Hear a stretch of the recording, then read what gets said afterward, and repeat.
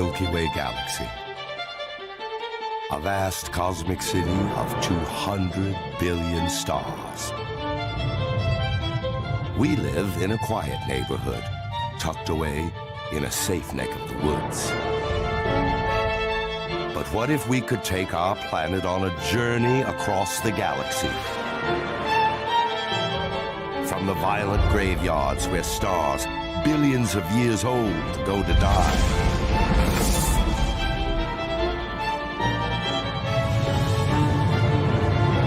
To the cosmic cradles where new stars burst to life.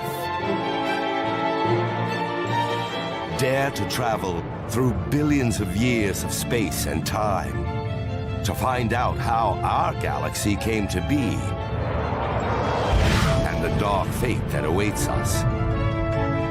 It's the ultimate journey to uncover the secrets that lie inside the Milky Way.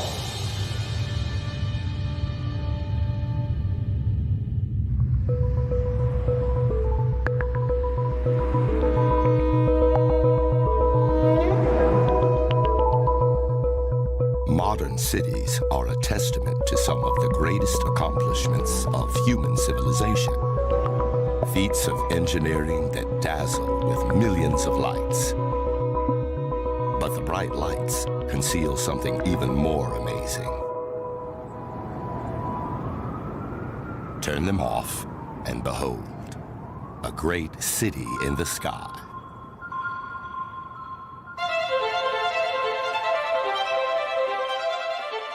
What is this? Well, this is the Milky Way. This is our galaxy. Well, if you'd like, you can think of the galaxy as a city of stars.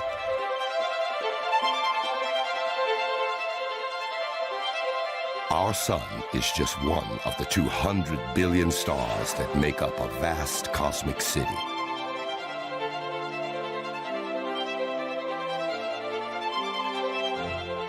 A city we're just beginning to know. It's really a wonderful time to be an astronomer. Especially in studies of the Milky Way, we're undergoing something of a revolution. In fact, we can take you places that are really quite remarkable. We're about to make a major move. We're picking up the Earth and traveling across thousands of light years, relocating to distant neighborhoods of the galaxy. From our new address, the sky looks different, full of wonder and beauty, lit by a multitude of brilliant suns.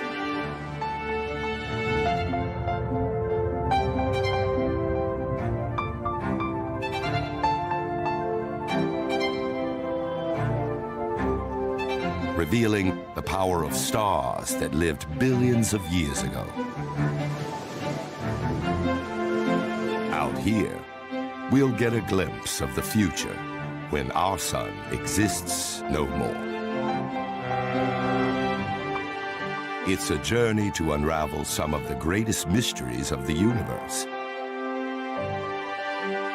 How the Milky Way was born, how it survived for so long, and how it will eventually die.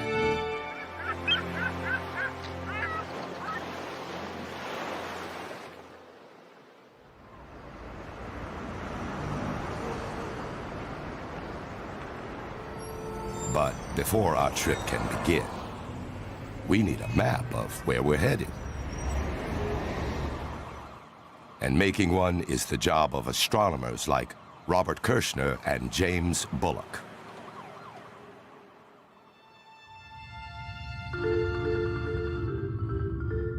The first obstacle is simply figuring out what kind of galaxy the Milky Way is. The Hubble Space Telescope gives astronomers the capability to see billions of other galaxies. Each one is different, but it turns out there is a pattern. When we look out to study other galaxies in the universe, we see that there are basically two types of galaxies. The first type, elliptical galaxies, appear as large balls of stars. And no matter what angle they're viewed from, they always look rounded. The other main class is the so-called spiral galaxies, because their stars are contained in arms that spiral out from their centers. From a distance, a spiral galaxy looks something like a frisbee. The key to correctly identifying the Milky Way is written across our night sky.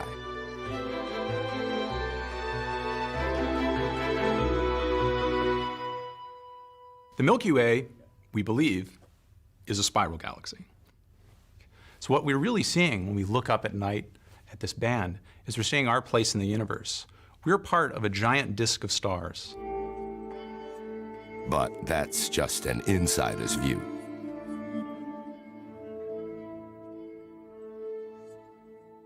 Now, of course, I can't show you a picture of the galaxy in all its glory. We can't fly above the galaxy and take a picture of it and show you. We're stuck in the disk of the galaxy, but we can still image it from the ground. In fact, this image is a picture of our galaxy, the Milky Way, taken from Earth. This is one of the most detailed images of our galaxy ever created. It's made from 800 million pixels contained in over 1,000 individual photographs taken from the darkest places on Earth. The photos have been painstakingly stitched together to create this breathtaking view.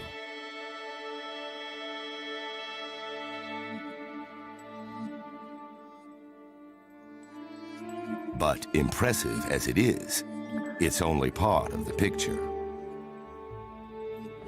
It's something like a pizza, and if you were in the pizza, if you were a pepperoni, your view would not be a very clear one of what the whole story was. In the same way, we don't see the whole reach of the Milky Way. What astronomers really need is a bird's eye view. You would need to get out of the Milky Way to really see what it looks like. We don't have a way to do that, but we can look at other galaxies and see what they look like.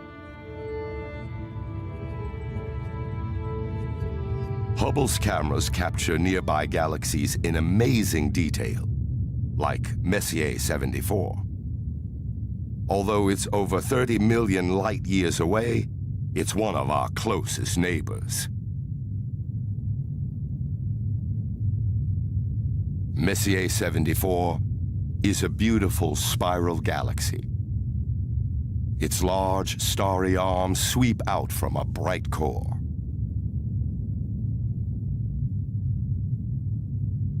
This is an example of a galaxy that astronomers think looks a lot like our galaxy, the Milky Way. This is a great representation of our own star city. In the central region, we have the downtown.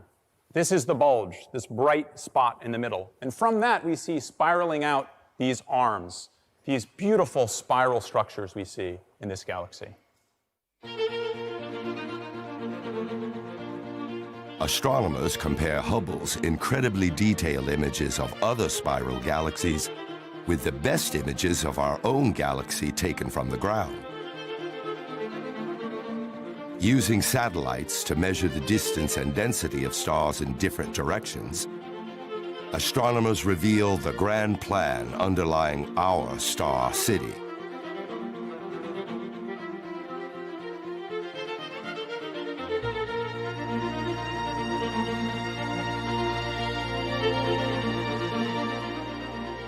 At its heart, a bright central region, the galactic core, our galaxy's downtown district. From here, two majestic spiral arms, bright bands of billions of stars, sweep out. Scutum Centaurus and the Perseus arm.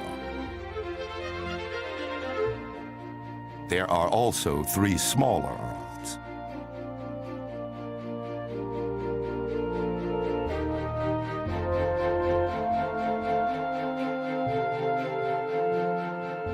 From one end to the other, our galaxy measures a staggering 600,000 trillion miles.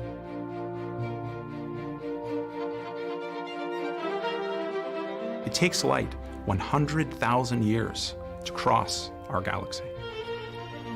This is a big galaxy, and it's quite amazing, if you think about it, that we understand as much as we do about this system.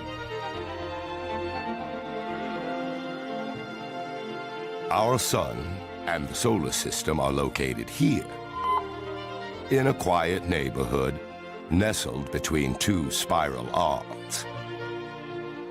This is the galactic home address that we know so well. But our surrounding neighborhoods are wildly different. Like any large city, there are dynamic industrial zones where heat and pressure forge new stars and others die in violent explosions. Downtown, in the very heart of the galaxy, stars jostle for space, pulled by mysterious forces.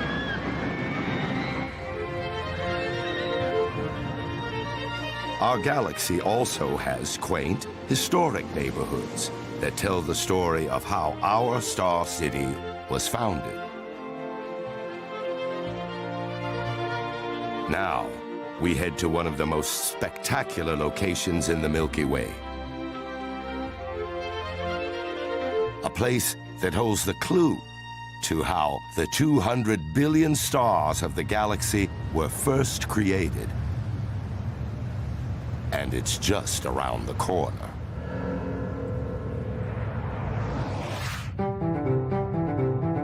We're picking up and leaving home. We're taking our planet on a journey. The destination? A place where stars are born. It may look close by, but even traveling at the speed of light, 186,000 miles a second, the trip takes 1,500 years.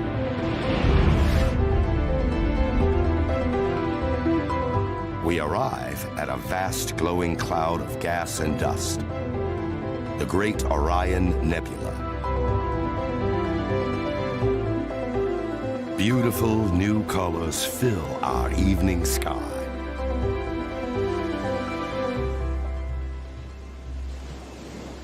But this cloud isn't just a work of art. It holds the key to how our sun and every star in the galaxy came to be. The Milky Way is filled with billions of stars in every direction.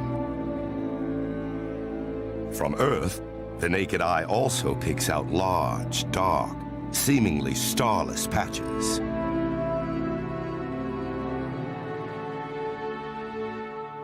To astronomer James Bullock, in these areas, there's more than meets the eye. Perhaps the most beautiful part of this image is that we have this contrast of dark and light regions running through the plane of the disk. What that really is, it's dust. There are clouds of dust that are casting a shadow from the back of the stars. So the stars are trying to shine their light through. There are dust clouds there that are blocking the light, much like a cloud on Earth would block the sun. These vast clouds of cosmic gas and dust stretch thousands of light years across the Milky Way. Hubble finds them in most spiral galaxies. Dark, ghostly bands woven through the spiral arms and spreading across the entire disk.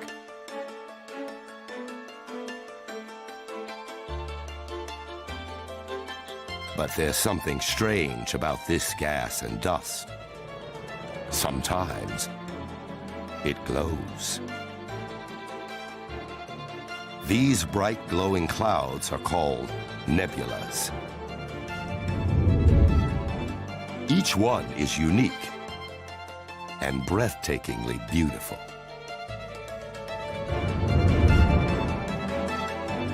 The Eagle Nebula, with towering pillars up to 4 light years in size. And the Carina Nebula, with its distinctive green glow.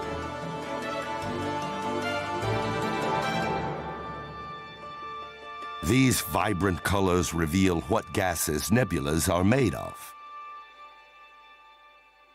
So, for example, if there's oxygen gas, you get a green glow. If there's hydrogen gas, you get a red glow. So, analyzing the light from a nebula turns out to be very instructive. It tells us what's there, it tells us what the physical conditions are. We can tell how dense it is, how hot it is, and what it's made of.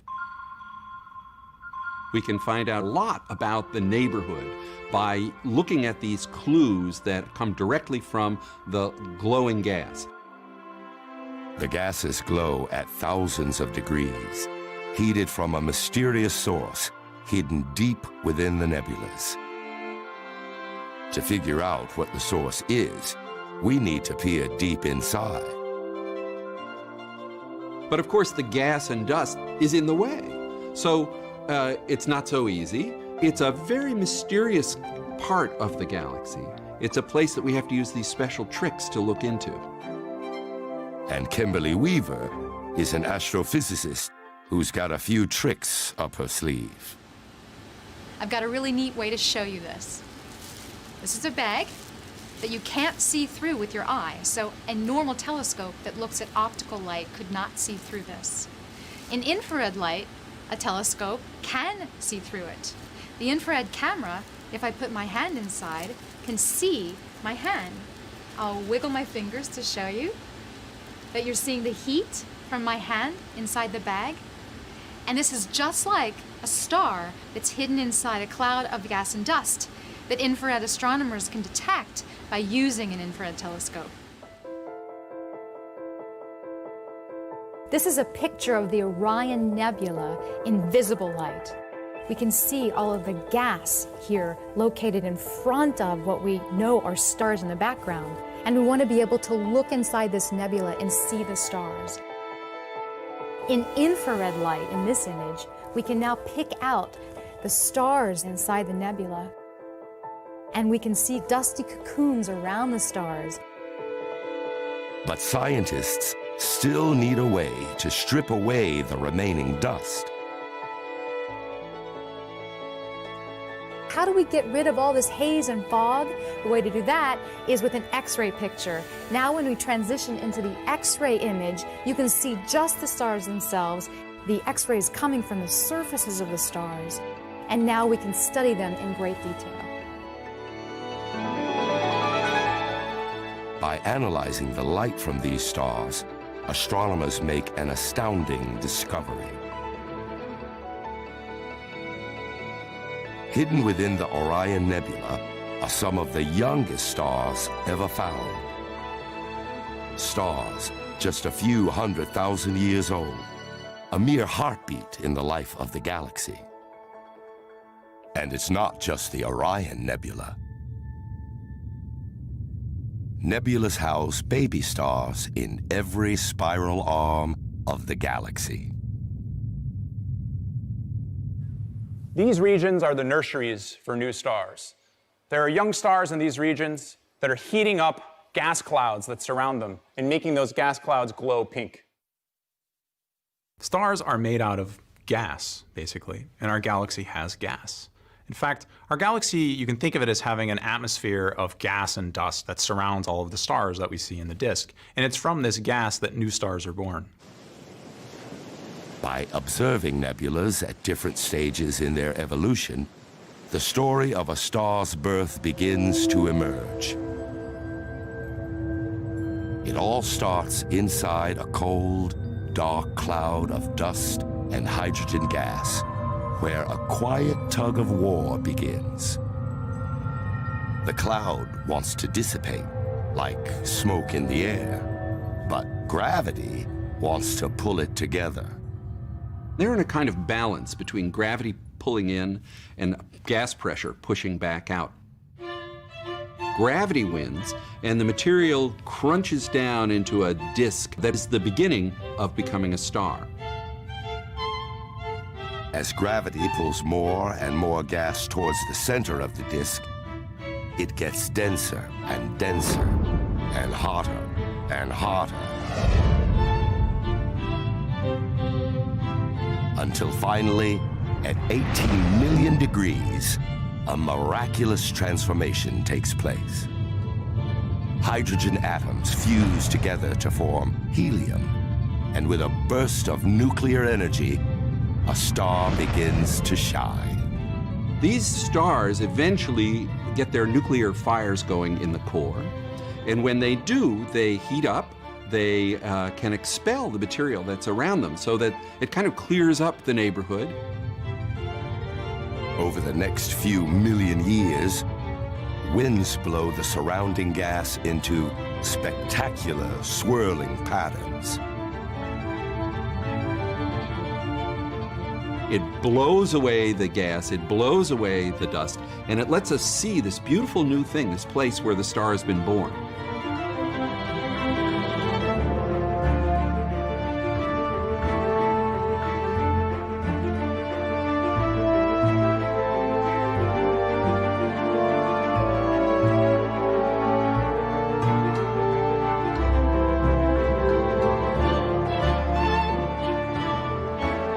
A human lifetime is too short to witness the wonder of a star's birth in the spiral arms.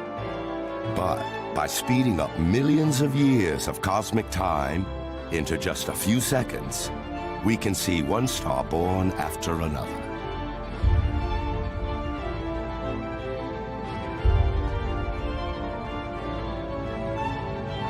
Here and there are even more brilliant flashes of light, coming from some of the most violent and dangerous neighborhoods in the entire Milky Way galaxy.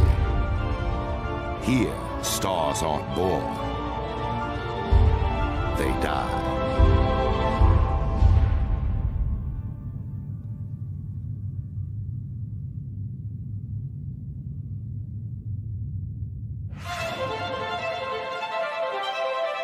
We're taking the Earth from the familiar neighborhood of the Sun to visit the wonders of the Perseus Arm, nearly 6,500 light years away. Here lies one of the galaxy's most beautiful sights, the Crab Nebula. Although it's made of gas and dust, this nebula hasn't created stars yet. But for Alex Filipenko, this area does represent the industrial zone of our galaxy, where the building blocks of Earth were manufactured long ago. Look at that molten iron. Holy moly. The Crab Nebula is a fascinating object. We see these very rapidly expanding gases. The crab may look static, but gases are racing out from its center at over 3 million miles an hour. Put into motion by a phenomenally powerful and violent event in the past.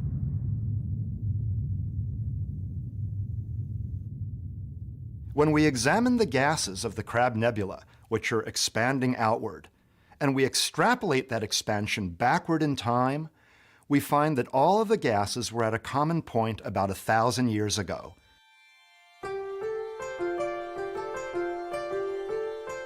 Back on Earth, 1,000 years ago, early civilizations watched the heavens. In 1054, Chinese manuscripts describe the sudden arrival of a brilliant new star. It shines brighter than any other star, so brightly it's visible during the day. But then, it mysteriously disappears. Today, the Crab Nebula lies in exactly the same part of the sky where the Chinese observed their brilliant star. What they witnessed was the moment the crab was born. The Crab Nebula was produced by the colossal, titanic explosion of a star at the end of its life. It's a supernova remnant. The spiral arms of our Milky Way are littered with these colorful remnants. Tombstones of stars that died violently in cataclysmic explosions called supernovas. To figure out this mystery, astronomers need to locate the next victim, a massive star at the brink of death. Astronomers are like detectives. We have to figure out what's going on in the universe, sometimes based on a minimal number of clues. And in the case of most astronomers, the clues come from only the light. Andy Howell knows catching light from a supernova is all about timing. Supernovae happen about once every 70 years in a galaxy on average, so about the human lifetime. So chances are you're not going to see one in your lifetime. In fact, the last one in our galaxy that anybody saw was about 400 years ago. So it's been a long time, and I study supernovae for a living. I couldn't do this if I had to just wait for one in our galaxy. But thankfully for Howell and Filippenko, there's no shortage of galaxies. So what we do is we look at other galaxies, more distant galaxies. There are billions of galaxies out there, and we see the supernovae that happen in those galaxies. And if you look at 70 galaxies, on average you'll find one a year. If you look at 700 galaxies, you'll find 10 a year, and so on. There's power in numbers. If we look at thousands of galaxies, we improve our odds tremendously. This is a supernova that Filippenko and his colleagues are lucky enough to catch. An exploding star on the outskirts of a galaxy 55 million light-years away. It briefly outshines the entire galaxy. The light of 1 billion suns distilled into one dying star. It takes supernova light 1 million or even 1 billion years to get here. They're millions or billions of light years away, but they only shine for about a month. So we have this little tiny window to study these things before that light is gone forever. In the workshop, Howell and his team are busy preparing their telescopes. Pretty cool. That's right. We're building a network of telescopes so that we can study supernovae in greater numbers, in greater detail than we've ever been able to before. Let me show you the telescopes we're building. These are the 0.4 meter telescopes, and there are 4 of them here, and we're building them, 20 of them in total, and putting them all around the world. So some of these first ones will go to Chile. We have some in Hawaii already. So let me show you one of the bigger telescopes we're building here. Here we have the 1 meter telescope. We're building about 15. The mirror's not here yet, but this is where it's going to go. That will reflect the light we gather from the supernova. We have to be able to point anywhere in the sky. And so you can see that the telescope pivots along this axis and the C-ring moves. The great thing about this kind of observing is that it's totally robotic, and I can just sit here in Santa Barbara and have a beer and pizza while the telescopes do their work. All new discoveries about supernovae from all different places in the universe. Once they've caught the light of a dying star, the detective work begins. We collect that light and we analyze it in great detail in order to determine what's going on. What's the chemical makeup of the star? What's the pressure inside? What's the temperature? What kind of nuclear reactions are going on? How does a star explode? All of these things we figured out through the analysis of light. Astronomers deduce that only stars with a huge mass go out with a bang. A massive star has a very interesting and vigorous life. Initially, it fuses hydrogen to form helium, and that produces energy. That makes the star shine. Then the ashes of that reaction, the helium, fuse together to form carbon and oxygen, releasing yet more energy. Then the carbon and oxygen can fuse into still heavier elements, magnesium and sodium and neon and things like that. And then silicon and sulfur, and finally iron. When it starts to make iron, the giant star is doomed. In the core, a fierce battle takes place. Energy pushes outwards, holding it up, while gravity wants to crush it inwards. The battle continues as the star makes heavier and heavier elements, producing energy while fending off total collapse. But once it starts to form iron, the battle is lost.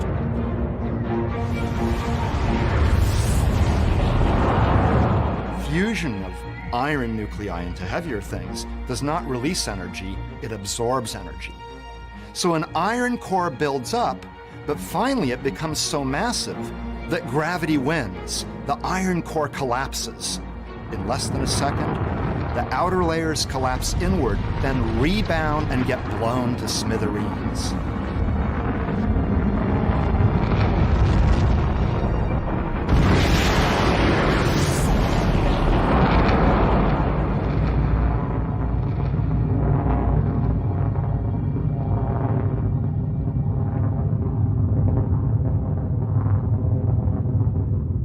But from this death comes new life.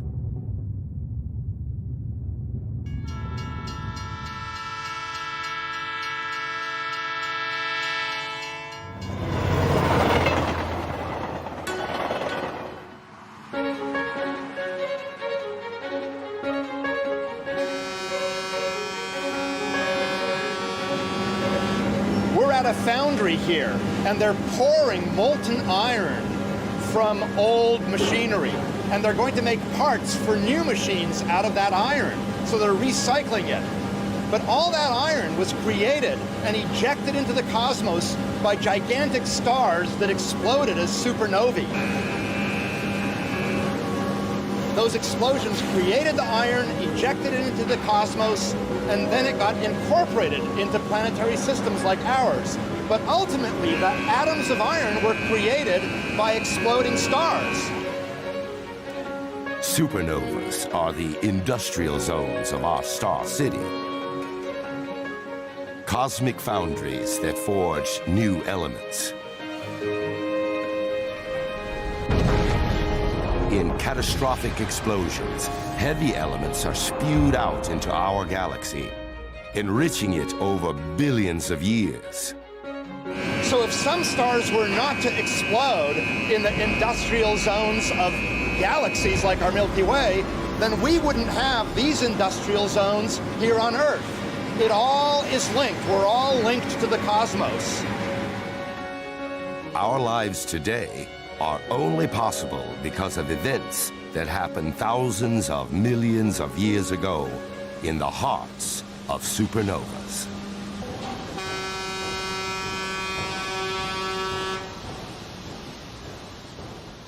It's fascinating to realize that the heavy elements in our bodies, the carbon in our cells, the calcium in our bones, the oxygen that we breathe, the iron in our red blood cells, all of those heavy elements were synthesized, created through nuclear reactions in stars, and ejected into the cosmos by supernovae.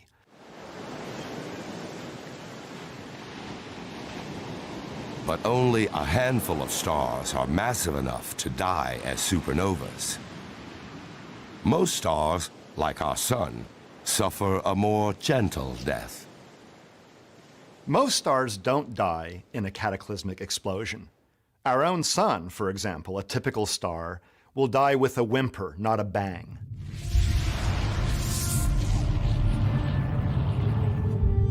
Death comes when the gravity pulling in finally succumbs to the nuclear energy pushing out. When this happens, any star, even our Sun, will die. In about 4 or 5 billion years, it'll grow into a much bigger star, a star called a red giant. And the outer atmosphere of gases will be held so loosely by the Sun at that time that the gases will be blown away gently in what I call a cosmic burp. These cosmic burps leave behind dying stars that litter the spiral arms as they slowly shed layers of elements. some layers are oxygen, and some layers are silicon, and some layers are sulfur. And those are the different colors we see in the Hubble Space Telescope images. Not far from our sun is a place where a star is dying. The Helix Nebula. It sheds light on how most stars end their lives. Our sun is destined to follow a similar path when it dies, 5 billion years from now.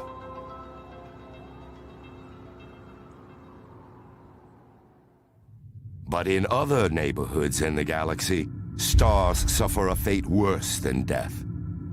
At the center of the galaxy lies a place where stars disappear altogether.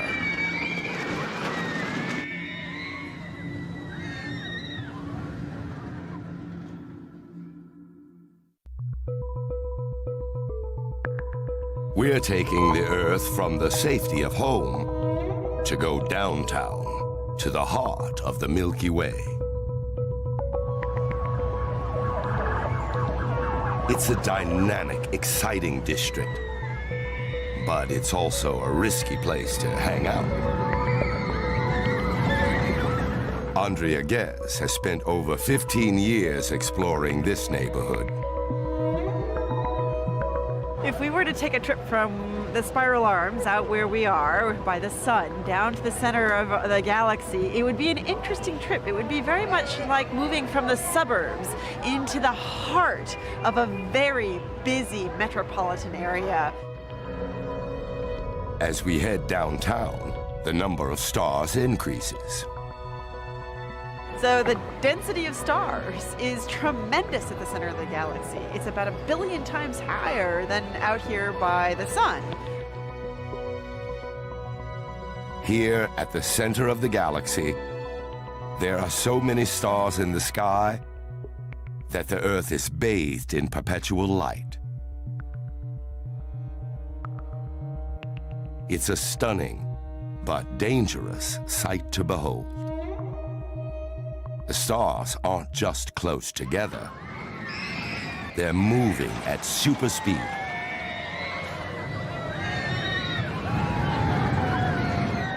Going to the heart of the galaxy might not be dissimilar to going to an amusement park. The rides are somewhat similar to how the stars orbit the center of the galaxy. 10 million miles per hour compared to, say, our sun is about a factor of 50 times faster. So something has to be going on at the center of our galaxy to make that happen. But figuring out what is no small task. The heart of our galaxy lies 26,000 light years away. It's difficult to observe through the vast amounts of stars, gas, and dust. And there's another problem even closer to home: the Earth's atmosphere. The atmosphere is great for us. It allows us to survive here on Earth, but is an absolute headache for astronomers. It's very much like the problem of looking at a pebble at the bottom of a stream. The water in the stream is moving by and it's turbulent and it makes it very difficult to get a clear vision. In the same way, looking through the Earth's atmosphere prevents us from getting clear pictures of the stars at the center of the galaxy. So astronomers like Ghez turn to a technique called adaptive optics to get a better view. By measuring how a laser beam is distorted in moving air, it's possible to compensate for the atmosphere's blurring effect. So let me show you an example of how powerful adaptive optics is. The stars that we want to see are the ones that are at the very center. We think the heart of the galaxy is right within the center of this box, which is panned out here. Without adaptive optics, this region looks completely blurry. You don't see the individual stars. With adaptive optics, you see the individual stars.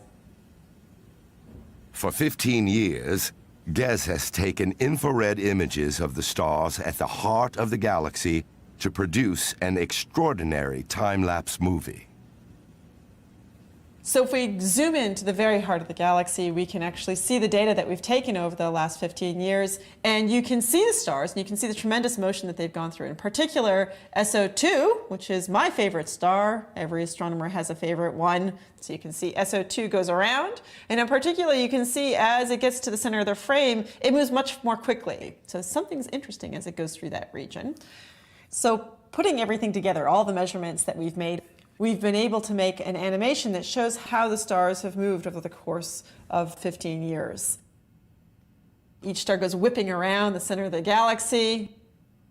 In particular, the most striking thing that you'll notice is the motion of SO2. So SO2 goes on an incredible roller coaster ride. It comes whipping around and then back out. For an object to have enough gravitational pull to send SO2 on rapid orbit around the center of the galaxy, it must also have a huge mass.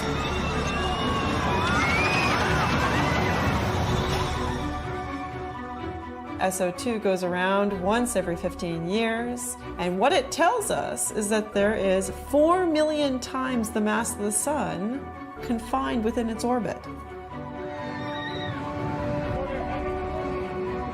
Astronomers know of only one contender that has a giant mass but is so small.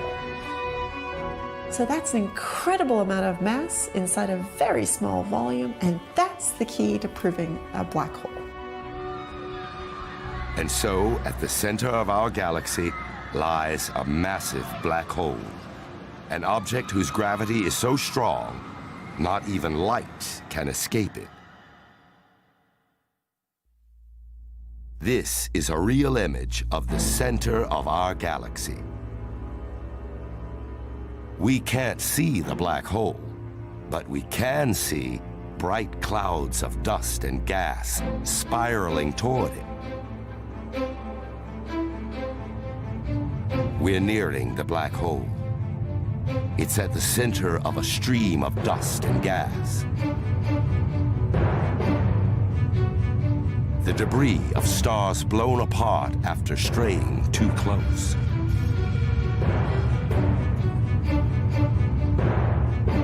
Black holes grow with time, and that happens by material falling onto it, accreting onto it. And that material can come in the form of either gas or stars that get torn apart by the black hole itself. At the center is the invisible black hole. This is the material it feeds on. The glowing region is the accretion disk.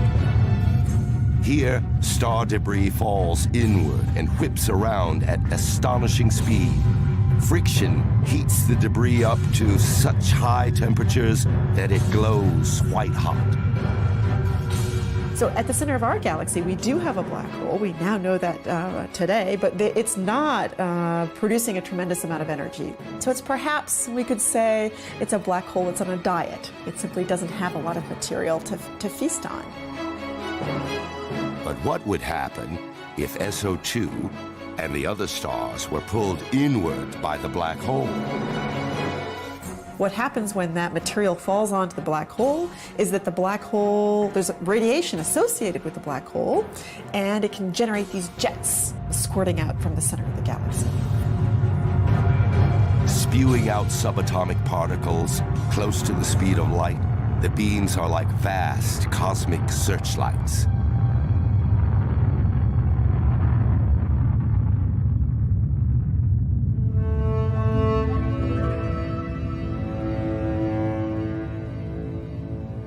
This is Messier 87, a large elliptical galaxy that has a supermassive black hole at its heart. It's feasting on its own stars. Shooting out from its bright core are jets that travel over 5,000 light years. I like to call these the prima donnas of the galaxy world. These are the 10% of galaxies that are show-offs. Astronomers believe that the massive black hole at the heart of the Milky Way has been there from the very start. But in order to get back to where the galaxy first began, we have to travel out to the oldest neighborhood in our star city.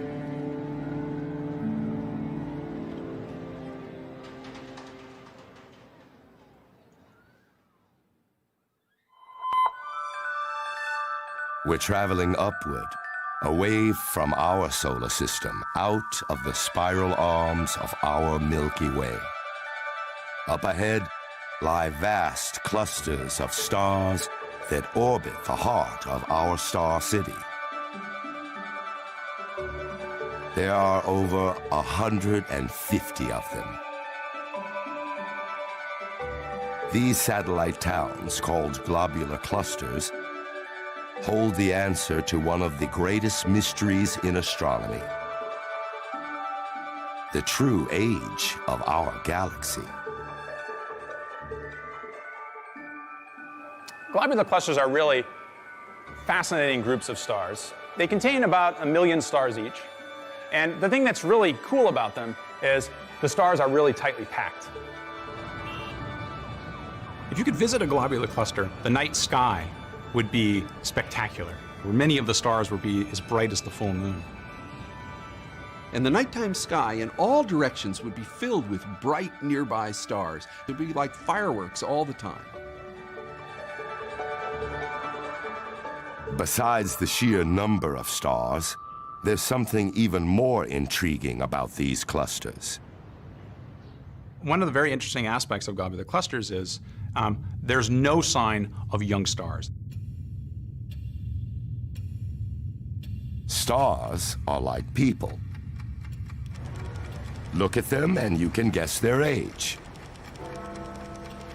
and the lives they've led. With people, gray hairs and wrinkles are the telltale signs. With stars, it's color and size. So the biggest stars, the most massive stars, the ones with the most gas, live life in the fast lane. They live very short amounts of time, but they burn very brightly, and they're very, very hot, and so they tend to be blue. On the other hand, you have the red stars, which use their energy very conservatively, last for a long time, don't glow too brightly, and those stars last for a very long time. So by measuring the brightnesses and the colors of the stars in a globular cluster, we can figure out how old they are. And here's the remarkable thing: they're very old. Globular clusters, at least the stars in globular clusters, in many cases are almost as old as the universe itself.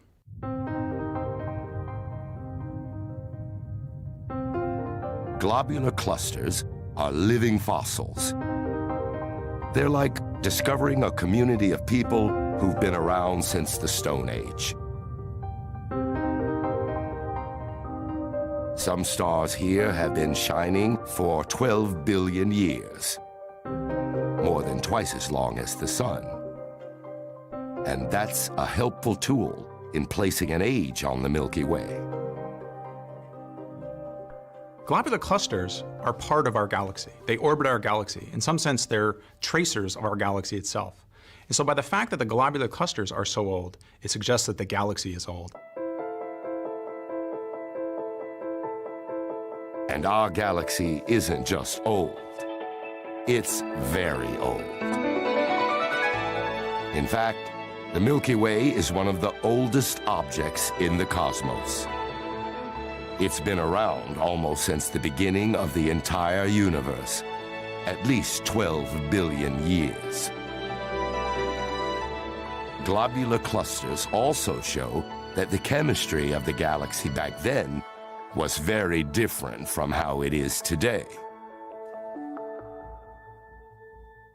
We can measure the chemical properties of those stars. Turns out they have very low abundances of the heavy elements. Things like iron are very rare in globular cluster stars compared to a star like the Sun.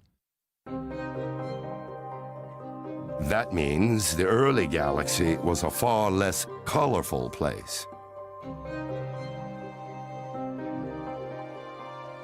Without heavy elements, there weren't the beautiful hues we see in nebulas and supernova remnants today. Even more importantly, It was a galaxy without life. It took billions of years for stars to form enough heavy elements for the evolution of life to begin anywhere in the Milky Way.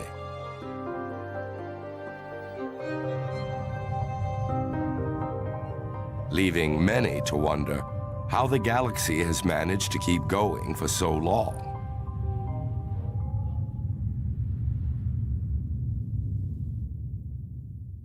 One of the puzzles about our galaxy is that we know that it's had stars forming continuously for about the last 10 billion years. But at the rate it's eating up its gas now, it's forming new stars, it should burn out that gas soon. It should run out of fuel.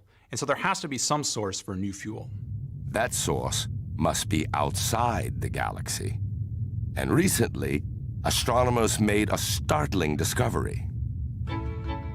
Globular clusters aren't the only groups of stars orbiting the Milky Way.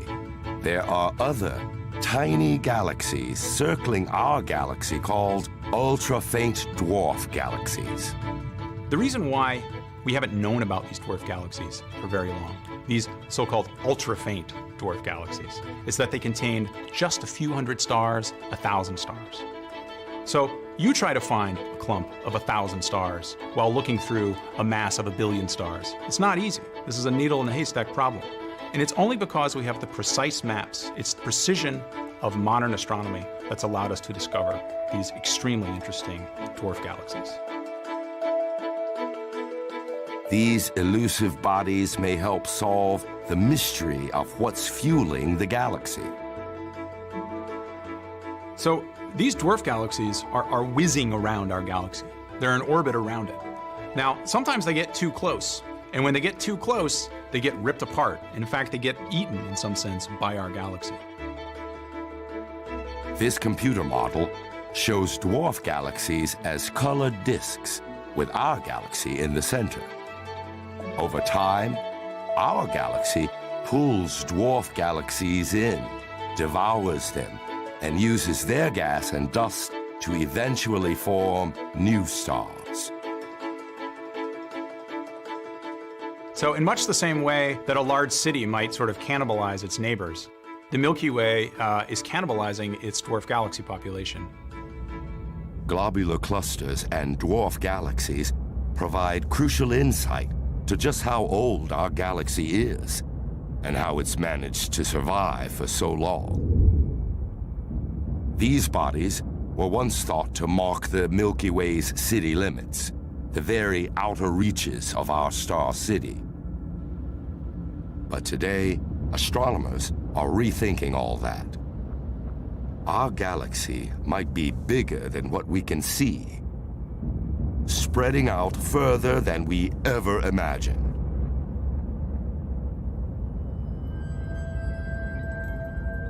We're picking up our Earth and moving from our quiet suburb to a new neighborhood in the outer spiral arm of our galaxy. Here, we'll uncover the mystery of what holds all the stars in the Milky Way together. From our new address, the night sky looks a little different. The Milky Way is smaller and the sky darker. Here, tens of thousands of light years away from the center of our galaxy, we're still bound by the force of gravity. Gravity is the force that makes any two objects want to move towards each other.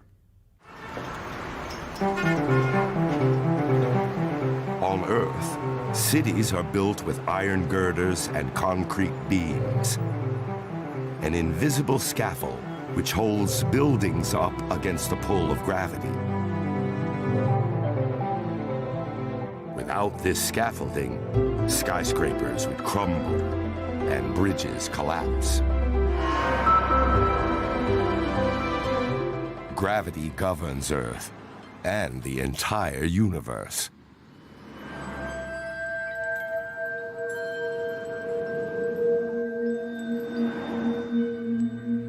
Anything that has mass has a gravitational pull. The more the mass, the stronger the pull. With 200 billion stars, the Milky Way has a huge mass and a tremendous gravitational attraction to match. So, like a building, our galaxy also needs propping up against the force of gravity. Imagine the disk of our galaxy. If you just took a disk of stars and put it there, gravity would tend to make this disk collapse in on itself, and it would immediately just fall together. That's not what we see with the galaxy. What's actually going on is the stars are orbiting around the center, and that's what keeps them from falling in much the same way that the Earth is orbiting around the sun. The planets in our solar system are in a delicate balance. Gravity pulls them towards the sun, while their orbital velocity wants to fling them out into space. In order to stay balanced, planets further from the sun must orbit more slowly. If you go to more distant planets at the edge of the solar system, they're going around the sun much more slowly than the Earth is, and that's because the gravity is weaker there. The same should hold true for stars in the Milky Way. They all orbit the center of the galaxy. But the stars in the outer arm should be traveling more slowly than those closer to the galaxy's heart. What's interesting is that's not what's going on. The stars in the outer parts of the galaxy are spinning around just as quickly as those in the inner parts. And they're not the only ones.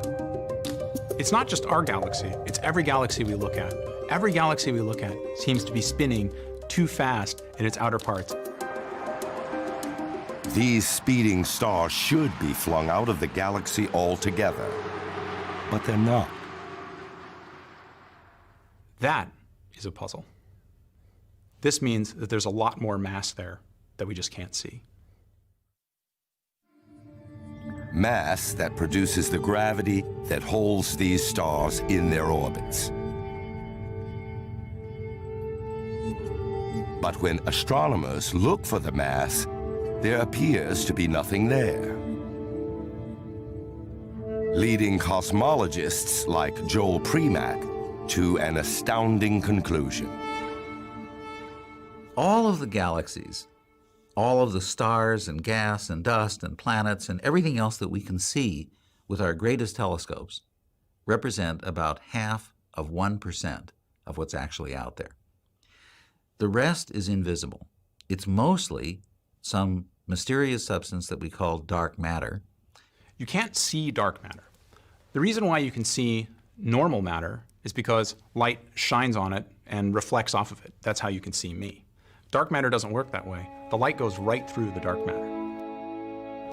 The way we detect dark matter is because it has mass. Anything with mass affects other things via gravity. That's the golden rule of mass. That's what mass does. It tugs on other things because of gravity. Without dark matter, the Milky Way couldn't exist. So the galaxy is spinning. The galaxy is spinning fairly rapidly.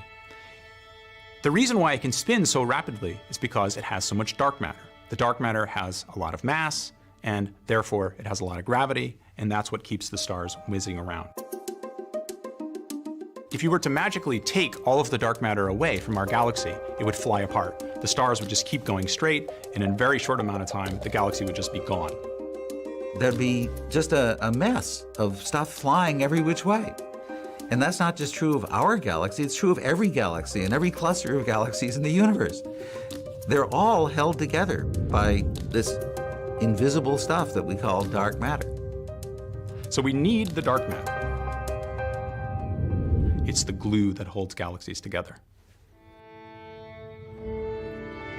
The discovery of dark matter has revolutionized our picture of the Milky Way. The stars of the galaxy represent just a fraction of its mass. The rest is made up of an invisible halo of dark matter, surrounding every single star and every creature in the galaxy. The stars are just the central region. The halo is at least 10 times bigger and weighs much more than 10 times more than all the stars and gas and dust that we can see. It's that whole structure that's the real Milky Way galaxy. And that's not just true of our galaxy, it's true of every galaxy we've ever studied. But dark matter does more than simply hold galaxies together.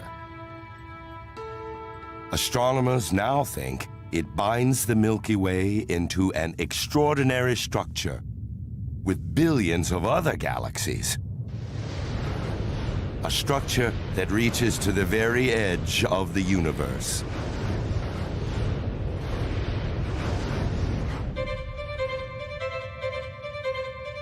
We've left our home galaxy to take the Earth across billions of light years of space and time.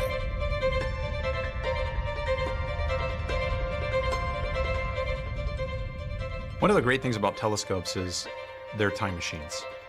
Because light travels at a finite speed, when we look at distant objects, we see them as they were when the light left them. As astronomers look back over billions of years, they see a universe teeming with galaxies. But these galaxies aren't scattered randomly through space. They cluster along delicate filaments woven in an intricate structure. A vast cosmic web that holds the answer to the birth of galaxies themselves.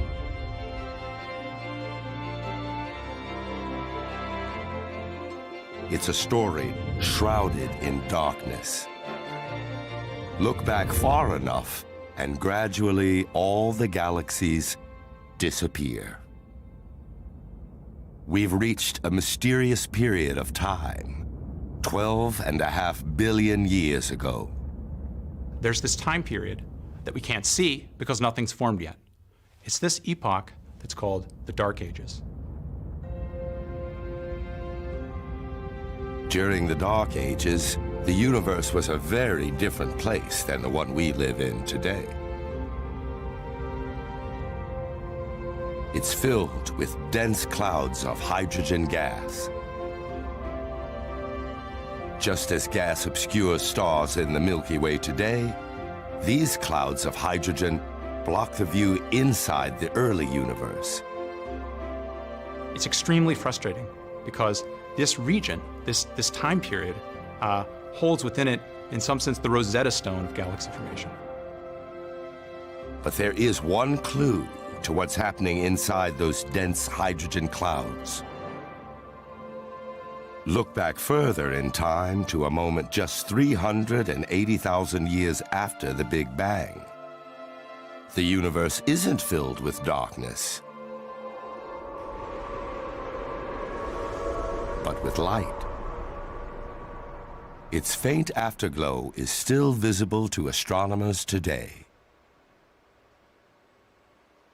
In fact, this picture is amazing. This is a picture of the early universe. This is an image of the afterglow of the Big Bang.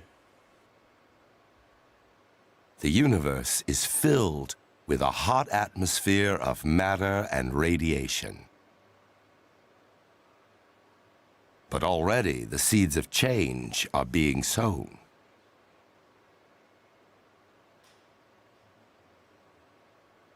Everywhere we look around us in the universe, we see structure. We see galaxies all over the place. Where do these galaxies come from? There's a big clue to this buried in this picture. If you look closely, you can see that there are red spots and there are blue spots. These red regions are regions where there's basically more stuff. And the blue regions are the regions where there's less stuff. This image reveals tiny variations in the density of the gas that fills the early universe. Minute ripples that will grow with time. We think that these ripples, these primordial ripples, are the seeds to all future structure. These ripples eventually grew into what became the first galaxies. It takes a powerful force to grow something so small into something so big? It's gravity that amplifies these ripples. And in fact, we need an additional source of gravity to amplify those ripples to form galaxies like we see today. And that additional gravity comes in the form of dark matter. What happens is that first the dark matter forms the structure. The ordinary matter then follows the dark matter. The ordinary matter is hydrogen and helium at this stage. And the hydrogen and helium fall to the center of the dark matter halos that are forming, and that's going to become the galaxies. Dark matter may be the missing link between these minute ripples in the early universe and the vast cosmic web that now fills space.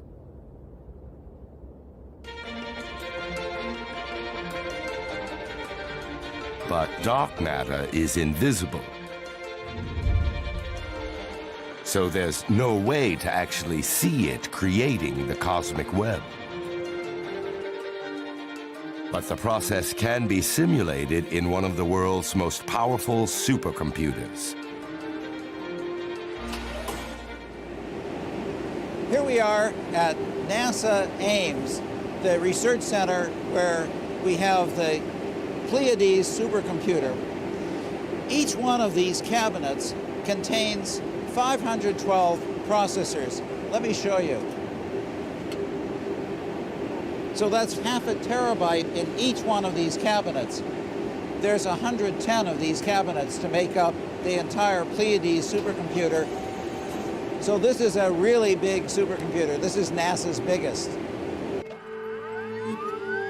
The challenge is equally big: to develop a virtual universe from its early beginnings all the way to the present day, to see what role dark matter might have played in shaping the cosmos.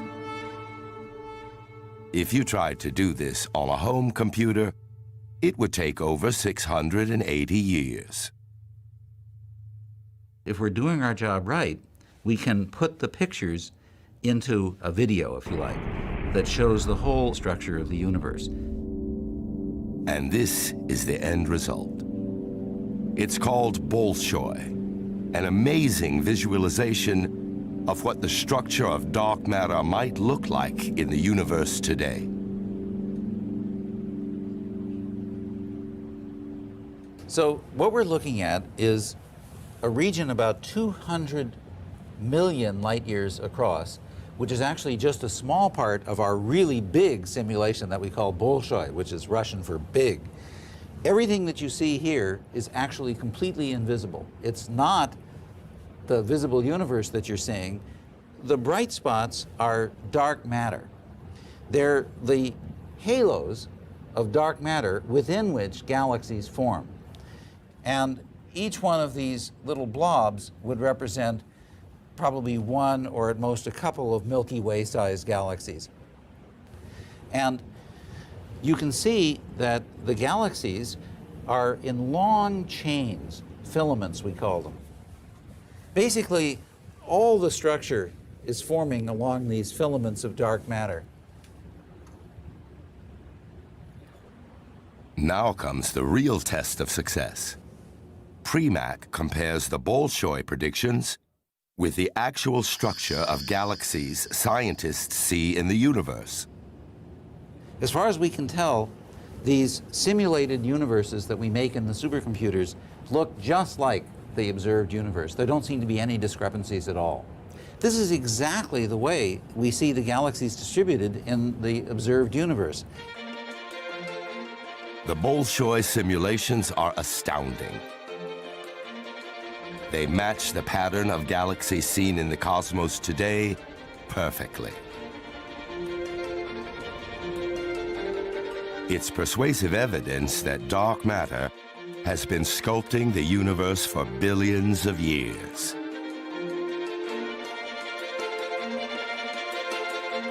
Now, I'm really impressed with this because we stuck our necks way out when we made these first predictions. And they turned out to be right, and they keep turning out to be right. And, you know, this is, of course, great joy for a theorist. By going back to the beginning of the universe, astronomers have uncovered the origin of the underlying structure of the entire cosmos. But our time travel is far from over. The question of how the first galaxies kindled the very first stars still remains. We're taking the Earth inside the Dark Age, a time over 12.5 billion years ago. The sight is spectacular. Our skies are lit by the first stars of the Milky Way. They're like Tia's the hydrogen fog, bathing the Earth in strong ultraviolet energy. These first stars will change the way we see the universe forever. Tom Abel studies the life and death of these early stars. The beautiful thing is that we now have computers. We program them with the laws of physics. Put in some gravity, hydrodynamics, how gases move around, some of the chemistry. And as we evolve it all together, we gain an intuition of how stars come about. And in the case of the very first stars, this is absolutely crucial. Abel begins with the basic ingredients available during the Dark Ages: hydrogen, helium, dark matter, and gravity. Using computer models, Abel recreates the lives of these early stars.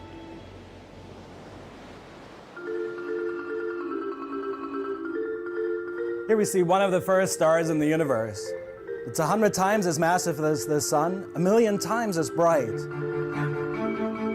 The first stars are huge, swollen by the massive amounts of hydrogen gas pulled in by the gravitational force of dark matter.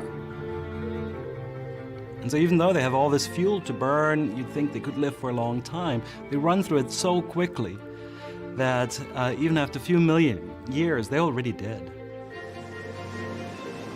The first stars in our Milky Way are fierce, high-octane stars, burning their hydrogen fuel at tremendous rates, racing through their life cycle.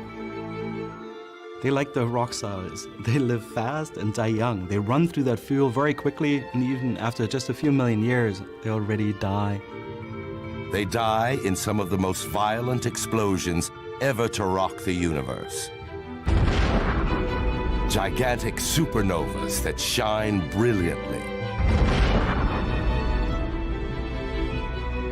The energy given off during the life and death of these massive stars leads to a miraculous transformation.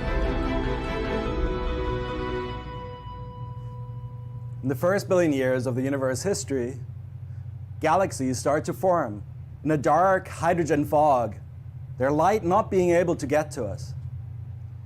But as time progresses and their most massive stars put out ultraviolet radiation, it's that radiation itself that changes the fog around them.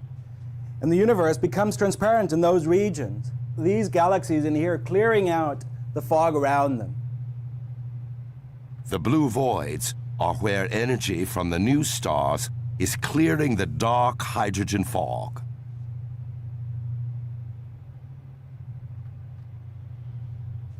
But towards 1 billion years after the Big Bang, the entire fog has cleared, and we now see all the galaxies and the dark ages end.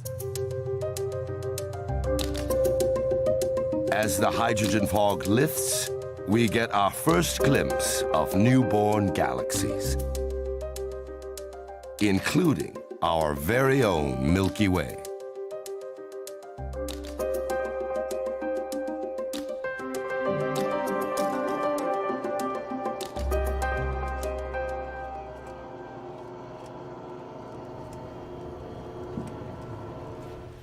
This remarkable image is the Hubble Ultra Deep Field. It's the longest exposure that's ever been taken with the Hubble Space Telescope.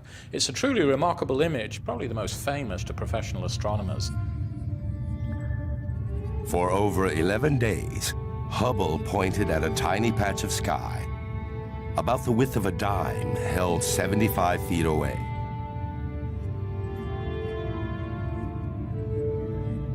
Every faint smudge of light is a galaxy.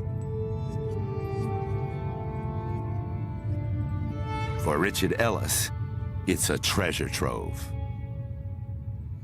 So much like an archaeologist would piece together history by digging into deeper and deeper layers, so a cosmologist like myself uses this image to look at the history of the universe, how the most distant galaxies, seen as they were a long time ago, evolve and grow to the bigger systems that we see around us today. This image gives us a sense of the dawn of our Milky Way.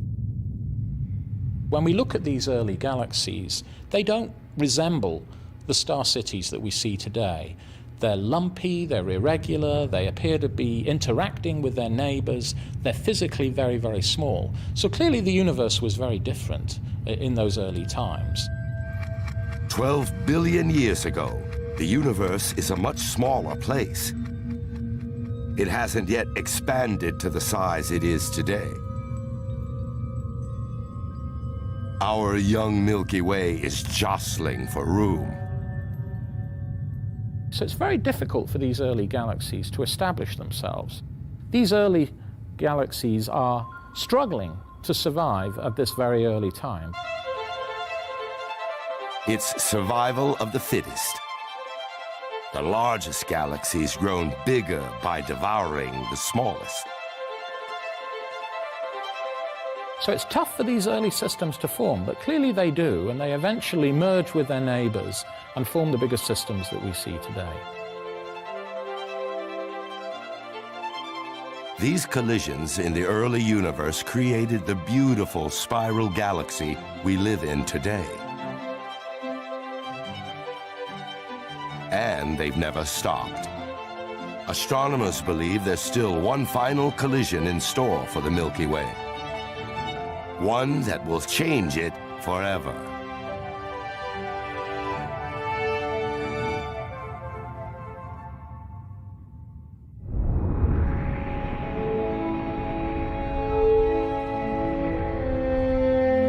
We've transported the Earth 3 billion years into the future.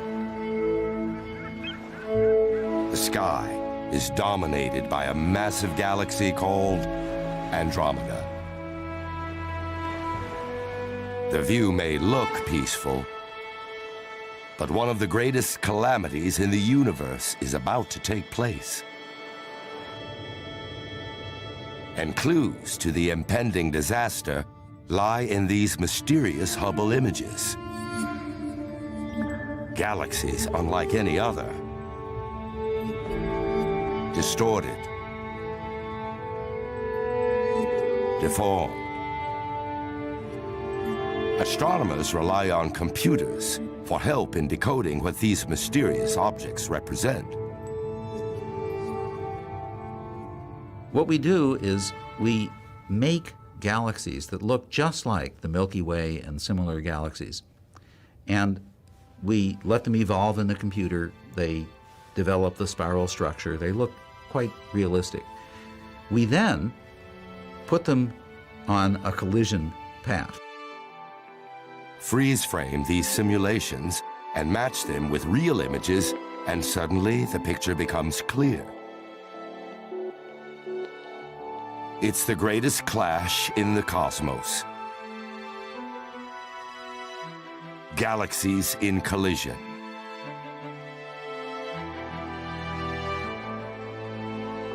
Like cities, galaxies tend to cluster.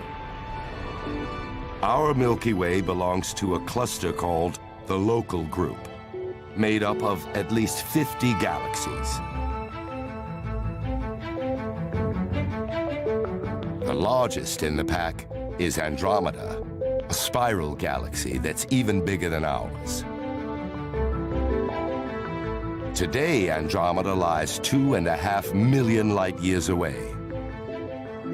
But astronomers like Abraham Loeb believe that distance is closing in.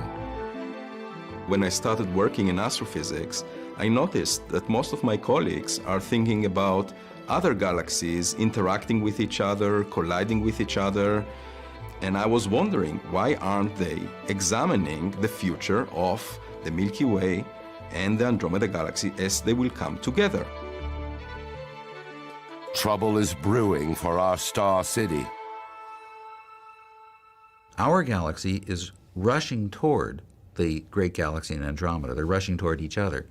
And they're going to encounter each other in a couple billion years. Loeb and his colleagues decide to simulate this intergalactic clash of the Titans. This was the first simulation of its kind. Initially, the two galaxies plunge through each other, producing these beautiful tails of stars due to the force of gravity. They run away, turn around, and come back together to make one big spheroid of stars, which I called the Milkomeda Galaxy. When the Milky Way merges with Andromeda, almost 1 trillion stars will come together.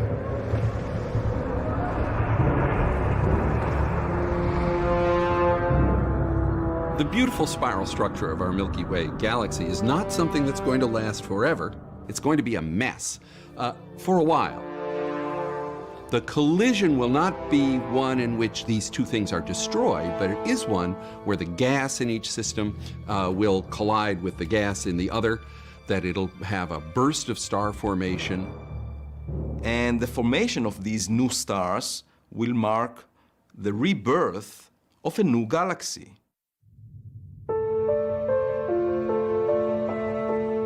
This spectacular Hubble image shows the antenna galaxies, a grand cosmic collision between two spiral star cities.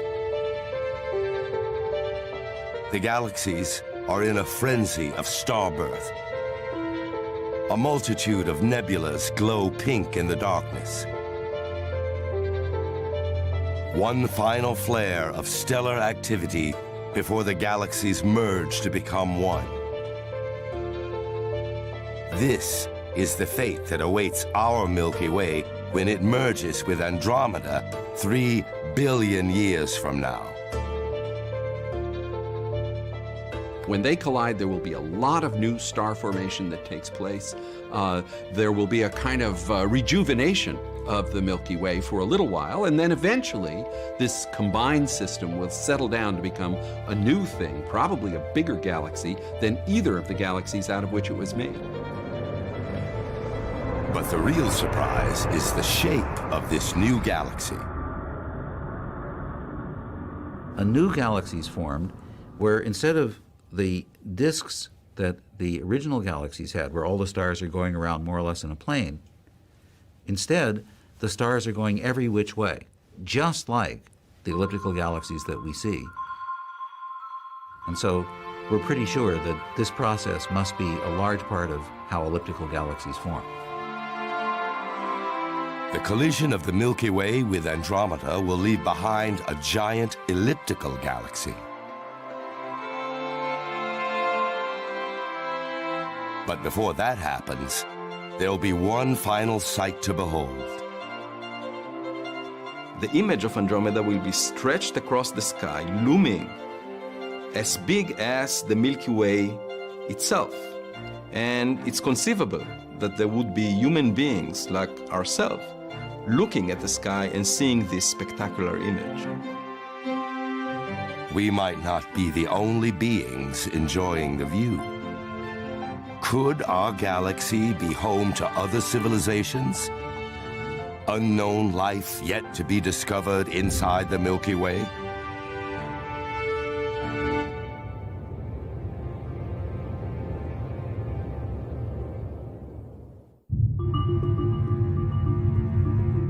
There are around 200 billion stars in our galaxy.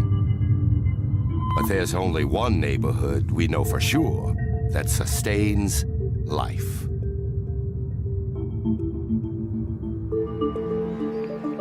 Earth.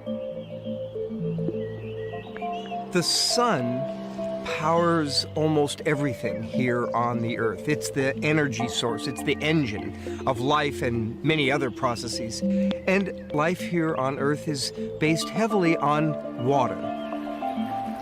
And it's liquid water that's the key to life as we know it.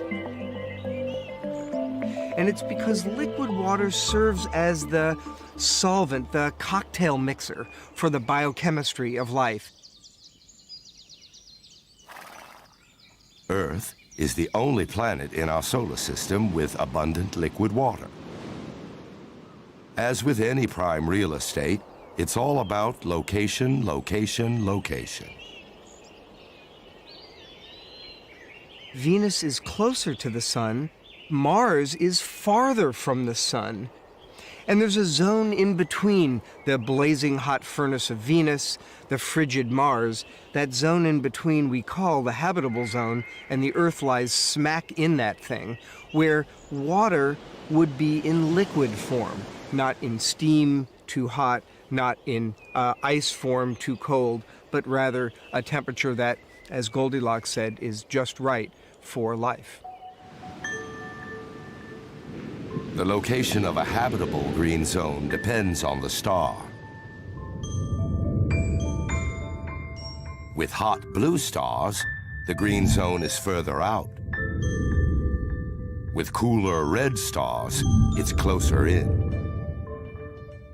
Every star in the Milky Way has a habitable zone. But not every star has planets within that zone. In 1995, something happened that was extraordinary. I got a call from my collaborator, Paul Butler, and all he said was, "Jeff, come over here." And it was a moment that I will never forget. I was silent, Paul was silent, and we were just stunned. There on the computer screen, I saw the unmistakable signature of a planet. Marcy had discovered the first planet around another star. But he couldn't actually see it because the planet was too small and dim. Any planet orbiting a star is lost in the glare of that host star that outshines it by a factor of 1 billion. And so instead, to detect planets, we watch the stars. And in fact, a star will wobble in space because it's yanked on gravitationally by the planet or planets orbiting that star. And by watching the star alone, we can determine whether the star has planets and how far out those planets are from the host star. So far, astronomers have found over 400 planets orbiting stars in our galaxy, but none of them seem to be in habitable zones. One type of giant planet orbits very close to its star. We call them hot Jupiters because these Jupiter-like planets are so close that they're blowtorched by the intense heat from the star. The other sort of planet we've found is also bizarre. We've found planets that orbit in elongated orbits, elliptical, stretched out orbits, but then the planets go very far from the star where they would be quite cold. And so the planets that we've found so far are a little too weird for us to imagine that life would have a good chance of surviving. Power on. External. But all that may be about to change. Recently, NASA launched a powerful new telescope called Kepler to hunt for Earth-sized planets that may orbit habitable zones around nearby stars. Kepler works in the most simple way. All Kepler does is monitor the brightness of 100,000 stars with such exquisite precision that it would detect a planet as small as an Earth-like one as it blocks the starlight. We see the same thing from Earth when Venus and Mercury are silhouetted against the sun. But Kepler's task is far more difficult. It's a little bit like having a searchlight in which you're trying to detect any dust on that searchlight by noticing a dimming of the searchlight when one dust particle falls on this massive searchlight. From this tiny dimming, the size of the planet can be measured. And together with the way it causes its host star to wobble, Marcy can work out its density.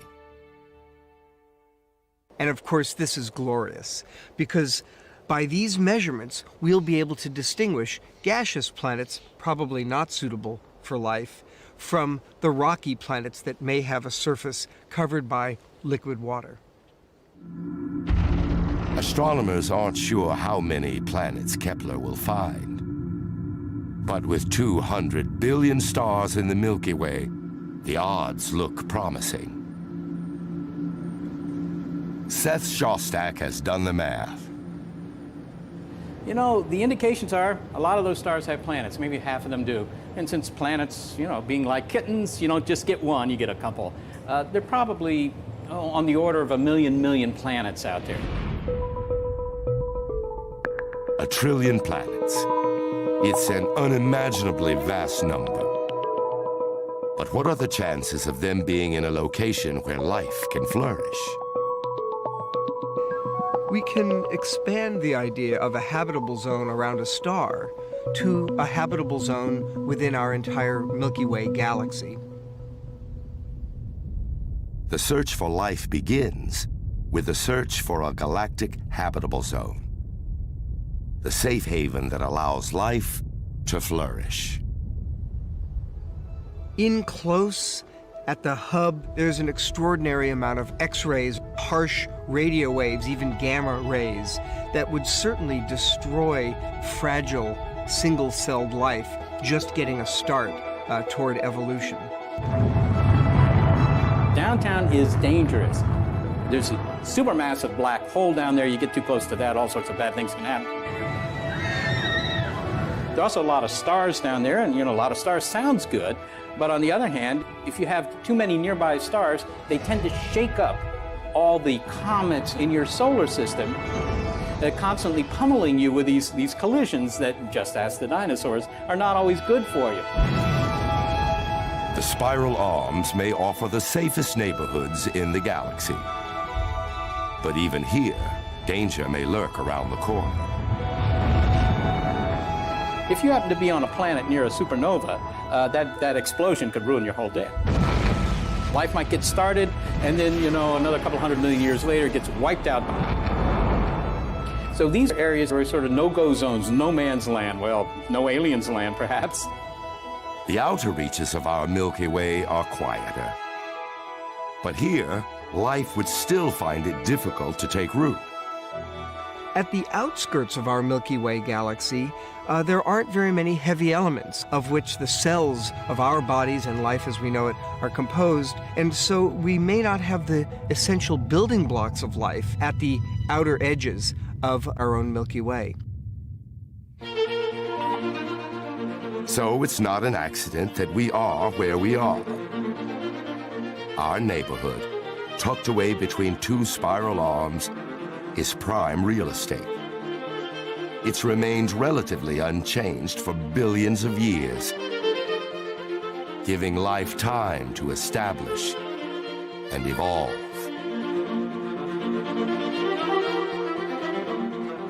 Other advanced civilizations, if they exist, are likely to live in similar neighborhoods, cocooned from the dangers of the galaxy. We haven't found them yet.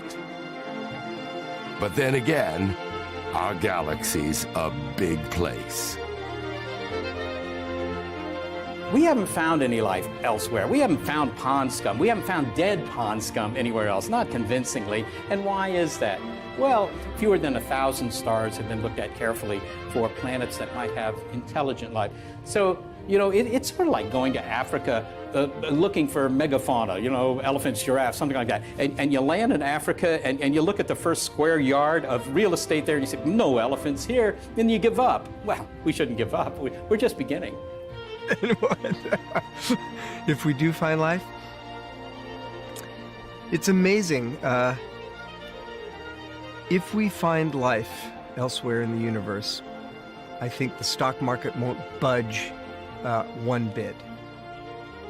But we humans will know for the first time in human history that we're not alone, that we have kindred spirits out among the stars, and that our destiny may well be to venture to the stars, communicate with them, and become members of a great galactic country club.